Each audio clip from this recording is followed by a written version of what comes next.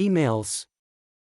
It's wise to remember how easily this wonderful technology can be misused, sometimes unintentionally, with serious consequences.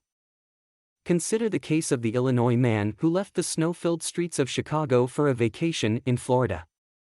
His wife was on a business trip and was planning to meet him there the next day. When he reached his hotel, he decided to send his wife a quick email. Unable to find the scrap of paper on which he had written her email address, he did his best to type it in from memory. Unfortunately, he missed one letter, and his note was directed instead to an elderly preacher's wife, whose husband had passed away only the day before. When the grieving widow checked her email, she took one look at the monitor, let out a piercing scream, and fell to the floor in a dead faint. At the sound, her family rushed into the room and saw this note on the screen. "Dearest wife, just got checked in. Everything prepared for your arrival tomorrow. P.S. Sure is hot down here. I set up." A drunk man walked up to an elevator. He pressed the up button and opened the doors before the elevator could come down to him. He fell all the way down and said, "Darn it, I set up." Cannibals and factory. Economic times were very bad, so the plant owner had a difficult time finding people to work in his new factory. In an act of desperation, he hired a tribe of cannibals. At their orientation he made it very clear that he would not tolerate any acts of cannibalism in the plant.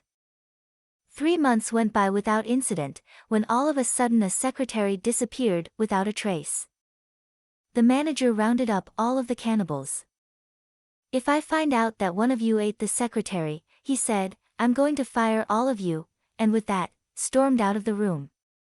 After he left the room, one of the cannibals stood up and said, "This is a disgrace. For months, we've been eating managers, and no one has even noticed. Which one of you fools ate a secretary?" Advertising. 2 little boys go into the grocery store.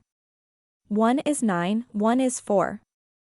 The 9-year-old grabs a box of tampons from the shelf and carries it to the register for checkout. The cashier asks, "These must be for your mom?" The 9-year-old replies, "Nope, not for my mom." Without thinking, the cashier responded, "Well, they must be for your sister then?" The 9-year-old responded, "Nope, not for my sister either." The cashier had now become curious. "Not for your mom and not for your sister, then who are they for?" The 9-year-old says, "They're for my 4-year-old little brother." The cashier is surprised, "Your 4-year-old brother?"